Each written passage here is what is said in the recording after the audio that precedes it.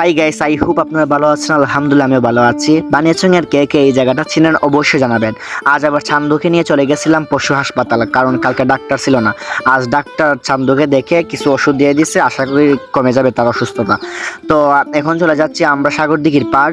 কে কে এই কলেজে পড়ছেন বা চিনেন অবশ্যই জানাবেন। অনেক সুন্দর এবং অনেক বড় কলেজ আমাদের বানিয়াচং-এর।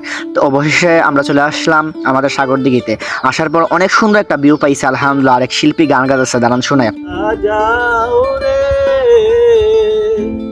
অকুল দরিয়ার মাঝে আমার ভাঙা নাও। দাঁড়িয়ে দাঁড়িয়ে ওনার গানগুলো শুনলাম, অনেক ভালো লাগলো। আর ওইদিকে আমার বন্ধু বাপ নিয়ে পাওয়ার খাইতেছে নৌকাতে বসে বসে। তার বন্ধুকে বললাম, বন্ধু আশির ঘাটে গিয়ে বসি। বন্ধু বলে চল।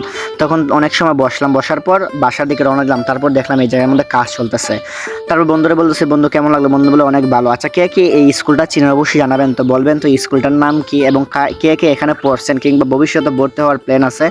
আর এতটুকুই ছিল আজকে আমাদের ব্লগ। সবাই ভালো থাকবেন, সুস্থ থাকবেন। আসসালামু আলাইকুম।